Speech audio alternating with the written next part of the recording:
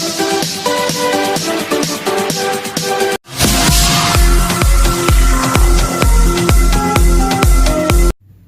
Friends, मैं जितेंद्र सेरा super concept math और reasoning के ऑनलाइन प्लेटफॉर्म पर आप सभी का हार्दिक स्वागत करता हूं। दोस्तों, मैं आज आपके लिए एक बहुत ही महत्वपूर्ण टॉपिक लेकर आया हूं।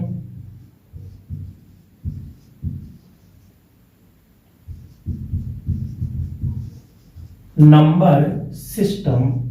बात करें हम कौन सा? संख्या पद्धति।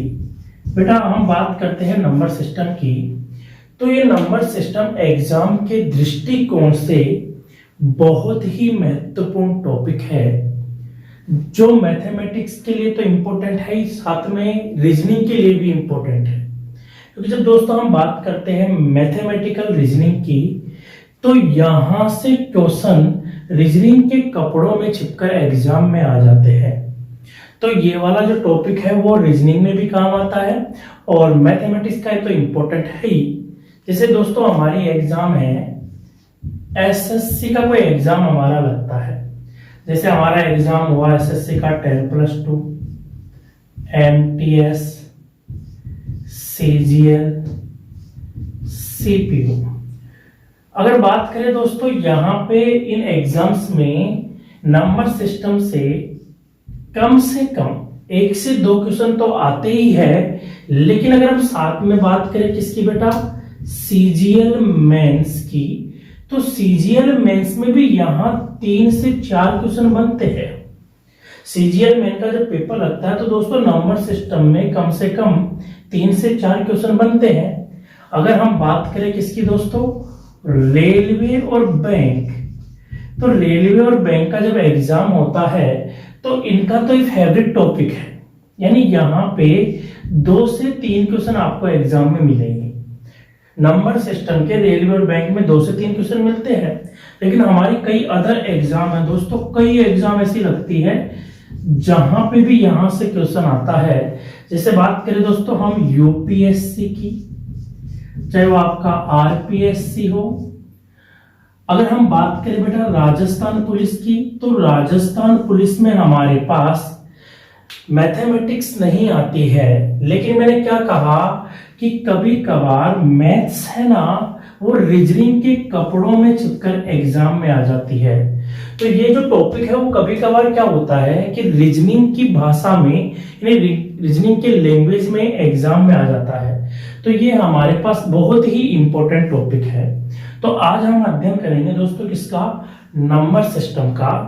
तो सबसे पहले हम नंबर सिस्टम में बिल्कुल शुरुआत करेंगे कहां से? 0 से।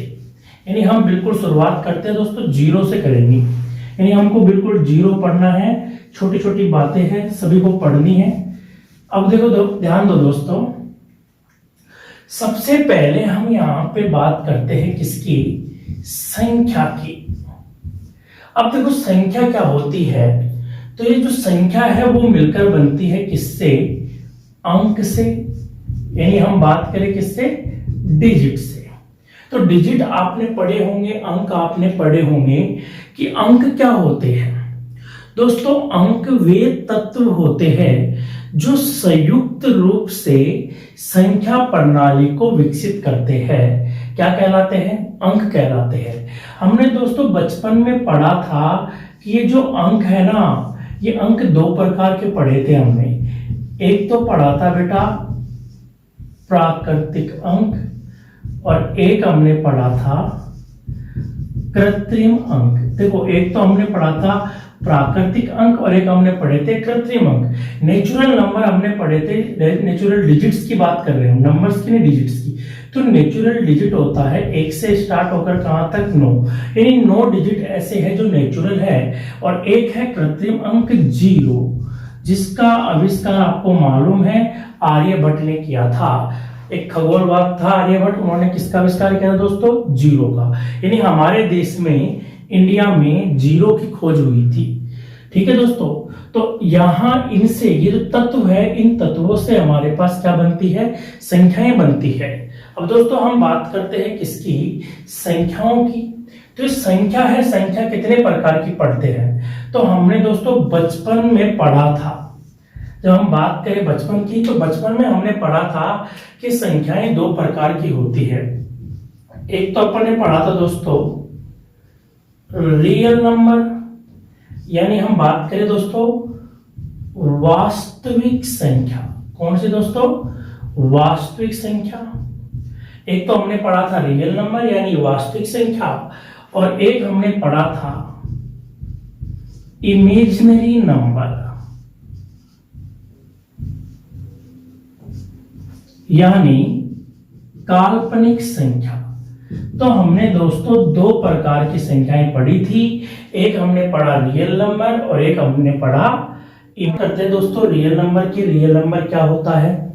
तो रियल नंबर वे नंबर होते हैं जिन्हें हम क्या कर सकते हैं, एक लाइन पर रिप्रेजेंट कर सकते हैं। ये माइनस इंफिनिटी से लेकर ये होते हैं प्लस के इंफिनिटी तक। यानी हम बात करें से यहाँ 0 है तो कुछ होंगे नेगेटिव, कुछ होंगे पॉजिटिव, जैसे -1 -2, इधर होगा +1 है +2। ये सब जो नंबर्स होते हैं वो सारे नंबर्स क्या होते हैं? वो होते हैं रियल नंबर। एक होते हैं इमेजिनरी नंबर जिनकी सिर्फ हम क्या कर सकते हैं, कल्पनाएं कर सकते हैं, काल्पनिक नंबर होते हैं। किसी भी नेगेटिव नंबर्स का अगर हम रूट लगा देते हैं तो वो नंबर्स क्या होते हैं? इमेजिनरी नंबर होते हैं। जैसे हमने बात की -11, अगर हमने इस पर रूट लगा दिया तो ये नंबर कौन सा हो गया बेटा? काल्पनिक संख्या हो गई। जैसे हमने बात किया भाई साहब 15 माइनस का, इस पे हमने रूट लगा दिया तो क्या हो गया? ये इमेजिनरी नंबर। जैसे हमने बात की -19, तो इस पर हमने क्या लगा दिया? रूट, तो ये क्या हो गया? हमारे पास इमेजिनरी नंबर्स हो गया। अब ध्यान दीजिएगा दोस्तों, यहां पे आपने एक बचपन में पढ़ा होगा आयोटा। आयोटा का जो वैल्यू होता है वो होता है -1 रूट। अगर हम -1 का रूट लगा दे तो हमारे पास आयोटा की वैल्यू हो गई। तो जैसे हम बात करते हैं इस 11 की, किसकी बात करते हैं? इस 11 की। तो जैसे मैं इस 11 को अगर गुना कर दूं, कैसे? ऐसे लिख दूं, तो कोई फर्क पड़ा क्या दोस्तों? नहीं पड़ा। अब आपको मालूम है ये वाला समान है। आपको मालूम है जब करनी क्या होती है? समान होती है, तो आपस में क्या हो जाते हैं? गुना हो जाते हैं। तो यहां पे ये बेटा हो गया 11 आयोटा।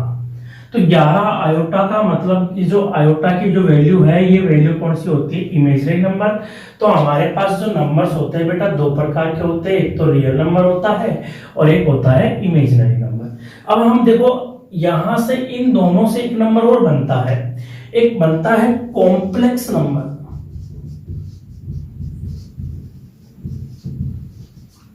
सम्मिश्र संख्या।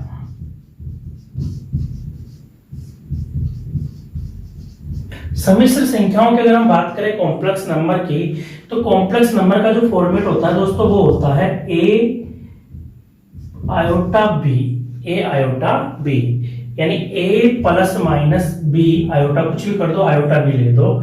यानी ये जो है दोस्तों वो है रियल नंबर और ये जो है वो है इमेजिनरी नंबर। इन दोनों से मिलकर हमारे पास कौन सा नंबर बनता है? Complex number. एक नंबर और बनता है कॉम्प्लेक्स नंबर। अब देखो बेटा एग्जाम में जब हम बात करते हैं, हमारे जो लेवल का जो एग्जाम है उस लेवल के एग्जाम में हमारे पास इस चीज का अध्ययन हम नहीं करेंगे। कॉम्प्लेक्स नंबर का ना तो हम अध्ययन करते हैं यहाँ पे और ना हम इमेजिनरी नंबर का अध्ययन करते हैं। अब हम जो अध्ययन करेंगे बेटा वो किसका करेंगे? रियल नंबर का। तो आप डाल लो रियल नंबर। तो अब अध्ययन किसका करेंगे दोस्तों? रियल नंबर्स का अध्ययन करेंगे, यानी वास्तविक संख्याएं अध्ययन करना अपने को। रियल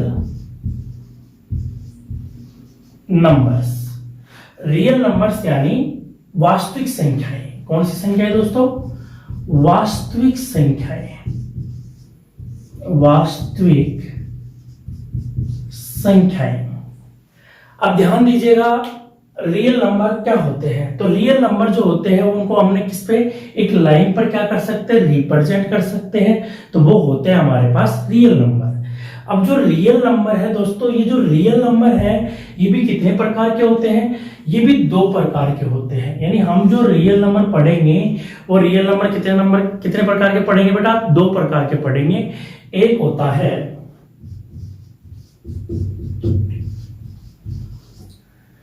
यानी इसको बोलते हैं परिमेय।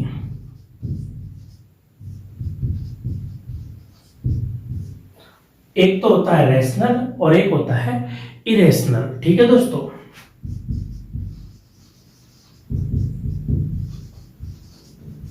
यानी अपरिमेय संख्याएं। तो हमारे पास दो प्रकार की संख्याएं होती है, एक तो होती है परिमेय संख्याएं, एक होती है अपरिमेय संख्या। यानी रियल नंबर है और रियल नंबर भी दो टाइप के होते हैं, एक तो होता है रैशनल और एक होता है इरेशनल। अब देखो दोस्तों, हम बात करते हैं परिमेय संख्याएं। तो परिमेय संख्याएं कौन सी संख्याएं होती है? तो परिमेय संख्याएं वे संख्याएं होती है जिनका आप 100% वैल्यू बता सकते हो। यानी जहां 100% वैल्यू की बात होगी वो होगी हमारे पास कौन से नंबर? Rational number. और जहां पे 100% की बात नहीं होती है वो होता है बेटा कौन सा? अपरिमेय संख्या। ठीक है दोस्तों, अब देखो ये तो था हमारे पास एक देसी बात, यानी कि 100% जहां बात होगी तो वो होगी परिमेय संख्या, और जहां 100% बात नहीं होगी वो होगी हमारे पास अपरिमेय संख्या। अब देखो इसके लिए हम क्या कह सकते हैं? परिमेय संख्याएं कौन सी होती है? वे संख्याएं जो किसके रूप में मिले? P बटा Q के रूप में हो। किसके फॉर्म में हो? P बटा Q के रूप में हो, जहां Q इक्वल नॉट टू क्या होना चाहिए? 0 होना चाहिए। यानी P बटा Q के रूप में हो जहां Q क्या होना चाहिए? इक्वल नॉट टू 0, यानी 0 नहीं होना चाहिए। तो वो संख्याएं कौन सी कहलाती है? परिमेय संख्याएं कहलाती है। और इनकी अगर हम बात करें, वे संख्याएं जो P बटा Q के रूप में नहीं होती है, कौन सी संख्याएं कहलाती है दोस्तों? अपरिमेय संख्याएं कहलाती है। ठीक है, ये तो हमने इसकी क्या बात की? डेफिनेशन की बात की कि P बटा Q के फॉर्म में पाई जाने वाली संख्या कौन सी होती है? रैशनल नंबर होती है। और जो P बटा Q के फॉर्म में नहीं पाई जाती है वो कौन से होते हैं? इरेशनल नंबर होते हैं। अब देखो ये जो रैशनल नंबर है वो रैशनल नंबर कितने टाइप के होते हैं? तो हम जो रैशनल नंबर पढ़ेंगे दोस्तों वो हम पढ़ेंगे, देखो कितने टाइप के पढ़ेंगे। तो रैशनल नंबर हम सबसे पहले पढ़ेंगे इंटीजर नंबर। इंटीजर जो हमारे पास नंबर होंगे तो इंटीजर्स जो होंगे वो भी हमारे पास कौन से होंगे? यानी पूर्णांक, जिनको आप क्या बोलते हो? पूर्णांक संख्याएं। तो पूर्णांक संख्या ये भी हमारे पास कौन सी संख्याएं होती है? रैशनल संख्याएं होती है। उसके बाद दोस्तों अगर हम बात करें कौन सी संख्याएं, तो डेसिमल, जो डेसिमल में भी कौन सी? टर्मिनेटिंग।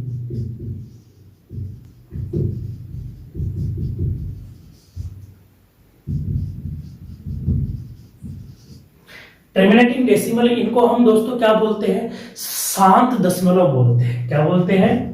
शांत दशमलव। ठीक है दोस्तों, अगर रैशनल नंबर की हम बात करें तो रैशनल नंबर एक और होता है, वो होता है रिपीटिंग नॉट टर्मिनेटेड, यानी repeating not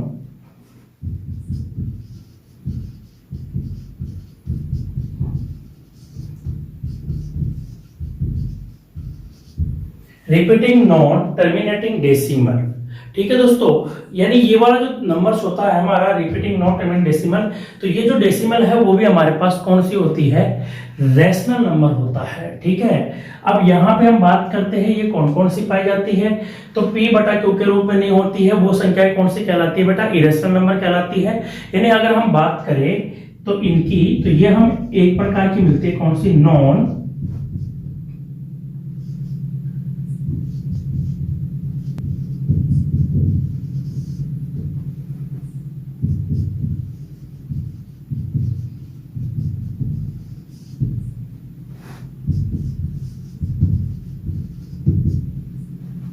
non repeating terminating decimal.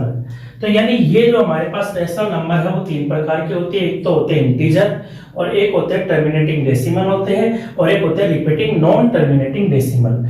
और ये जो हम पढ़ेंगे इरेशनल नंबर अपरिमेय संख्याएं, वो होती है नॉन रिपीटिंग टर्मिनेटिंग डेसिमल। तो आप इस चीज का स्क्रीनशॉट ले सकते हो कि हमारे पास जो रैशनल और इरेशनल नंबर है वो कौन कौन से होंगे। तो हम अब इनका अध्ययन करेंगे। ध्यान दीजिएगा दोस्तों, वे संख्याएं जो p बटा q के रूप में व्यक्त कर सकते हैं, यानी जिनको p बटा q के फॉर्म में लिख सकते हैं, जहां q इक्वल नॉट टू क्या होना चाहिए, 0 होना चाहिए, वे संख्याएं कौन सी कहलाती है, रैशनल नंबर। जिनको हम p बटा q के रूप में व्यक्त नहीं कर सकते, वे संख्याएं कौन सी कहलाती है, इरेशनल नंबर। ये जो रैशनल नंबर है वो तीन प्रकार के होते हैं, एक तो होते हैं इंटीजर, एक होता है टर्मिनेटिंग डेसिमल यानी साधारण दशमलव, एक होता है रिपीटिंग नॉन टर्मिनेटिंग डेसिमल। यानी अगर हम बात करें तो पुनरावर्ती यानी पूर्णावर्ती अशांत डेसिमल यानी, और ये होता है नॉन रिपीटिंग टर्मिनेटिंग डेसिमल, ठीक है, यानी अनावर्ती, अशांत अनावर्ती दशमलव। अब दोस्तों हम सबसे पहले बात करते हैं, तो ये जो हम बात करते हैं किसकी, तो हम बात करते हैं रैशनल और इरेशनल नंबर, ठीक है। तो सबसे पहले दोस्तों हमारे पास डाल लो कि नंबर है वो दो ही प्रकार के होते हैं, एक तो होते हैं वैसे इंटीजर और एक हमारे पास होता है डेसिमल। तो हमने क्या कहा, सबसे पहले बेटा ध्यान दीजिए, हम किसकी बात करते हैं, डेसिमल नंबर,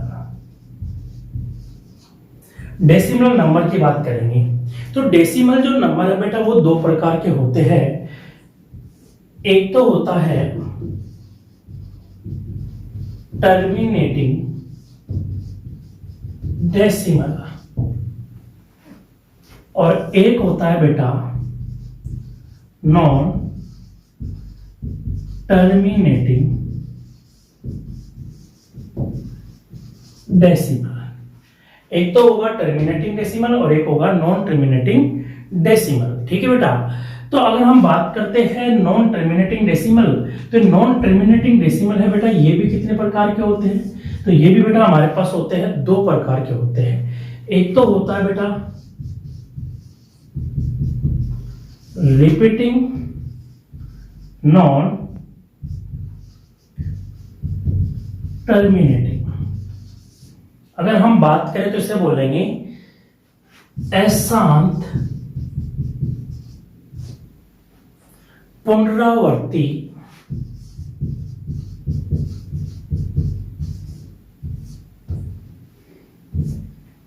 और ये जो होता है बेटा एक होता है नॉन रिपीटिंग नॉन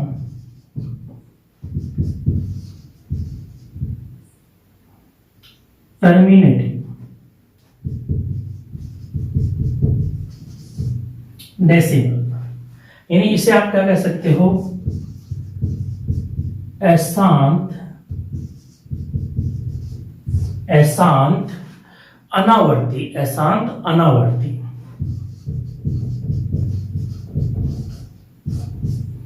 अब देखो दोस्तों हम बात करते हैं जो डेसिमल नंबर है वो कितने प्रकार के, एक तो होता है टर्मिनेटिंग डेसिमल, एक होता है नॉन टर्मिनेटिंग डेसिमल।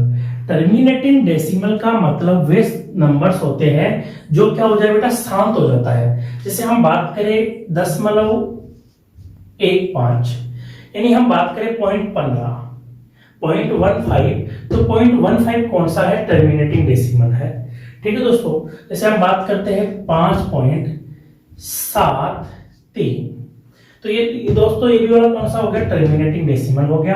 अब देखो ये वाला जो मैंने क्या कहा था, टर्मिनेटिंग जो डेसिमल होता है नंबर, वो नंबर कौन सा होता है, रैशनल नंबर होता है। और रैशनल नंबर क्या होता है, जिनको हम p बटा q के फॉर्म में लिख सकते हैं। तो बेटा इस चीज को देखो हम कैसे लिख सकते हैं, यानी इस 0.15 को हम कैसे लिख सकते हैं, तो इस 0.15 को हम लिख सकते हैं 15/100, ये हो गया 3 और ये हो गया 20, तो 3/20 लिख सकते हैं। इस 0.15 को हम लिख सकते हैं 3/20, यानी देखो ये p बटा q के फॉर्म में आया कि नहीं आया, और जहां q इक्वल नॉट टू क्या है, 0 है, तो ये नंबर कौन सा होगा बेटा, ये नंबर जो होगा हमारे पास वो क्या होगा, वो रैशनल नंबर होगा। कौन सा नंबर होगा बेटा, रैशनल नंबर होगा, ठीक है।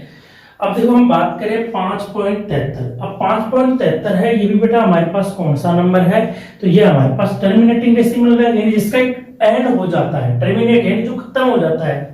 तो जो खत्म हो जाता है बेटा वो कौन सा नंबर होता है, वो होता है हमारे पास terminating decimal.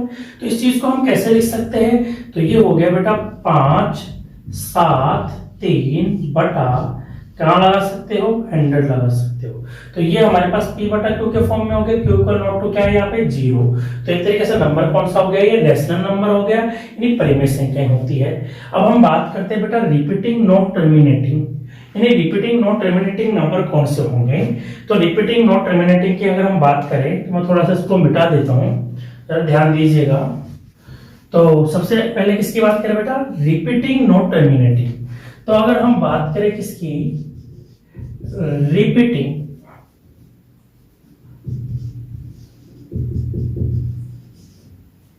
Not terminating, repeating not terminating की अगर हम बात करें तो कौन सी संख्या है। जैसे अगर मैं आपके पास एक एग्जांपल दूं, मैंने कहा आपके पास 5 7 7 7 7 अनंत तक जा रहा है, एंड नहीं है। अब ये जो नंबर है दोस्तों, ये नंबर कौन सा है, ये नंबर है रिपीटिंग नॉट टर्मिनेटिंग, यानी देखो इसका रिपीट हो रहा है और खत्म हो रहा है। देखो इस चीज को हम कैसे लिख सकते हैं, 5, अभी जो 7 है, 7 क्या हो रहा है बेटा, बार बार रिपीट हो रहा है, तो हम इसे लिख सकते हैं 7 का बार। ठीक है, जैसे आपके पास अगर हम बात करें, एक और एग्जांपल देख लेते हैं। एक और एग्जांपल हमने देखा, जैसे आपने लिखा 5 3 5 3 5 3 5 3। तो बेटा ये वाला जो नंबर है ये भी कौन सा है, ये भी हमारे पास रिपीटिंग नॉट टर्मिनेटिंग है। यानी देखो रिपीट हो रहा है लेकिन खत्म नहीं हो रहा, यानी जो अशांत अनावर्ती है, क्या है, अनावर्ती है, रुक नहीं रहा। तो ये हमारे पास देखो क्या है, इसको हम कैसे लिख सकते हैं, 53 का बार। क्या हो गया, 0.53 का बार। अब देखो दोस्तों ये जो संख्याएं है ना, ये संख्या हमारे पास कौन से नंबर में आती है, रेशनल नंबर आते हैं, क्योंकि हम इसे p बटा q के फॉर्म में लिख सकते हैं। कैसे लिख सकते हैं, देखो बाद में जब हम टॉपिक पढ़ेंगे दशमलव भिन्न, तो दशमलव भिन्नों को हम इसको डिटेल से देखेंगे। अभी देखो हम इसको कैसे लिख सकते हैं, हम इसको लिख सकते हैं 57 माइनस 5 बटा 90। तो दोस्तों अगर हम बात करें तो ये हो गया हमारे पास 52 बटा 90। आप इसको काट सकते हो चाहो तो, ठीक है, आगे कट जाएगा ये। तो हम बात करें इसकी तो ये हो गया हमारे पास क्या, 26, और ये हो गया हमारे पास 45, 26 बटा 45। ठीक है, इस चीज को देखो हम कैसे लिख सकते हैं बेटा, इसको हम लिख सकते हैं 53 बटा 99, 0.53 बटा 99। ठीक है दोस्तों, तो ये जो नंबर है हमारा, इस चीज को हमने किस में लिख सकते हैं, हमने इसको p बटा q के फॉर्म में लिख सकते हैं। किसके फॉर्म में लिख सकते हैं, p बटा q के फॉर्म में लिख सकते हैं। तो ये जो हमारा रिपीटिंग नॉन टर्मिनेटिंग नंबर है, तो ये भी हमारे पास कौन सा नंबर होता है, रेशनल नंबर होता है। ठीक है दोस्तों, अब हम बात करते हैं किसकी, नॉन रिपीटिंग। अब नॉन रिपीटिंग जो नंबर है वो हमारे पास कौन कौन से होते हैं। तो मैंने क्या कहा, नॉन रिपीटिंग नॉन टर्मिनेटिंग जो नंबर है वो हमारे पास कौन सा नंबर है, वो हमारे पास है इरेशनल नंबर। कौन सा नंबर होता है, इरेशनल नंबर। तो हम इसको देखते हैं एक बार, इसको आप नोट कर सकते हो। अब देखो दोस्तों, हम किसकी बात कर रहे हैं, हम बात कर रहे हैं नॉन रिपीटिंग नॉन टर्मिनेटिंग।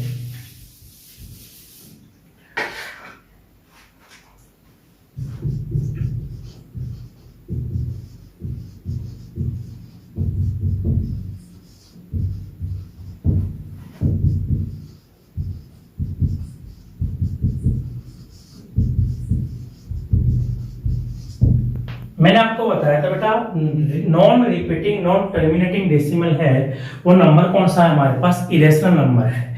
कैसे, जैसे मान लो आपके पास कुछ एग्जांपल की हम बात करते हैं, 1.573234 और चले जा रहा है एंड तक।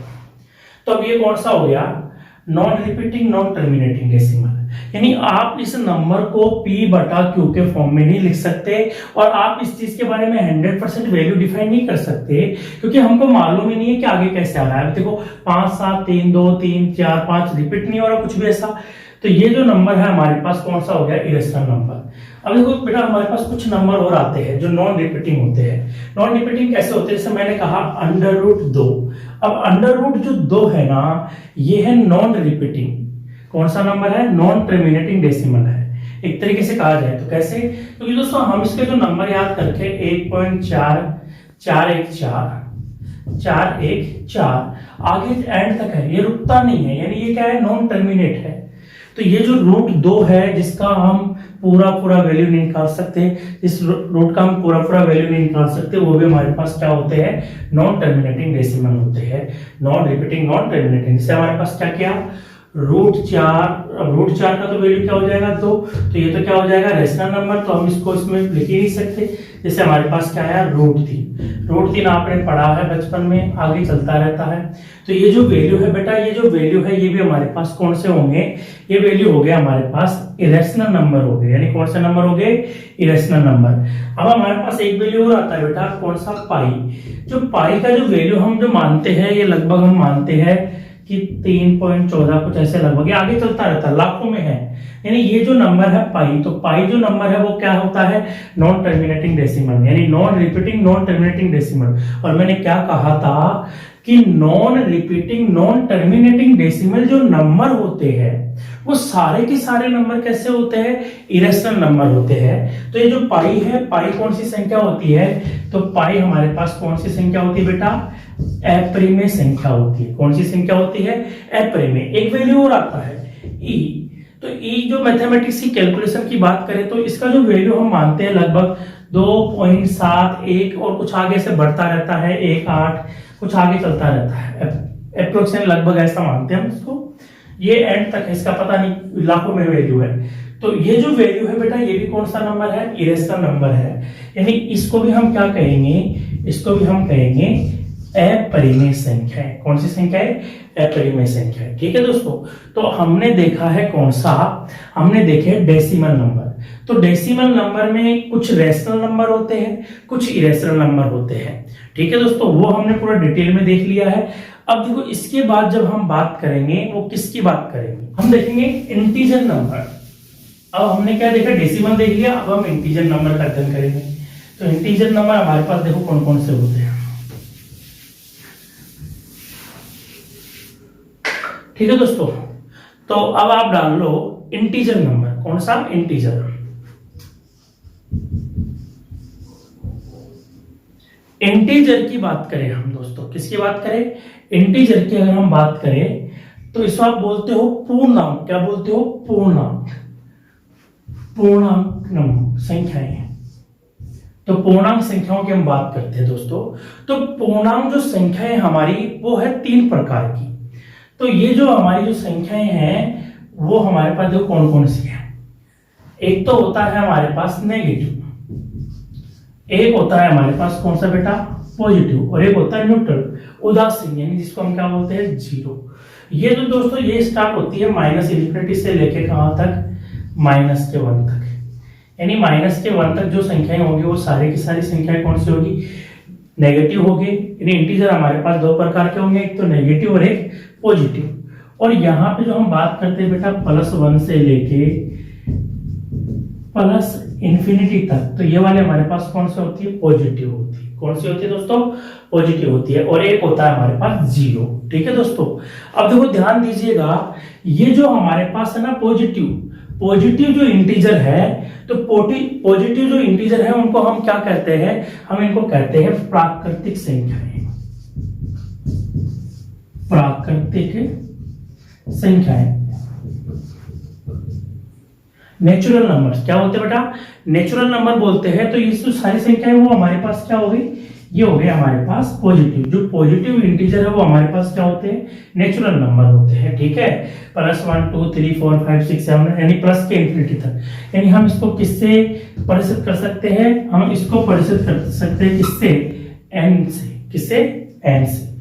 अब ध्यान दीजिएगा दोस्तों, अगर मैं इन नेचुरल नंबर्स में किसको शामिल कर दूं, 0 को शामिल कर दूं, तो अगर हम 0 को शामिल कर देते हैं दोस्तों, तो 0 को हमने शामिल कर दिया, 0 1 2 3 4 5 6 आगे प्लस के इंफिनिटी तक। अब दोस्तों ये जो नंबर होते हैं वो होते हैं पूर्ण संख्याएं। कौन सी संख्याएं होती है, पूर्ण संख्या, यानी आप इन्हें क्या कह सकते हो, होल नंबर्स कह सकते हो। कौन से नंबर कह सकते हो, होल नंबर्स। जो होल नंबर्स होते हैं यानी पूर्ण संख्याएं। अगर हम प्राकृतिक संख्याओं में किसको शामिल कर ले, जीरो को शामिल कर ले, तो संख्याएं हमारे पास कौन सी होती है, पूर्ण संख्याएं कहलाती है। कौन संख्या कहलाती है, पूर्ण संख्या कहलाती है। तो जो इंटीजर है, इंटीजर एक तो होता है नेगेटिव और एक होता है पॉजिटिव, ठीक है। तो एक तो नेगेटिव इंटीजर होंगे और एक होंगे पॉजिटिव इंटीजर। अगर हम क्या करें, पॉजिटिव इंटीजर में जीरो को शामिल करते हैं तो कौन से नंबर बन जाते हैं, होल नंबर्स बन जाते हैं, यानी पूर्ण संख्याएं जिसमें जीरो शामिल हो जाते हैं। तो आपने देख लिया इंटीजर। अब देखो ये तो हमने देख लिया इंटीजर की किस टाइप की होती है, लेकिन हम बात करते हैं यहाँ पे कौन कौन से नंबर आपके पास बनते हैं। ठीक है दोस्तों, तो आज की जो क्लास हमारी है वो यहीं तक रहेगी।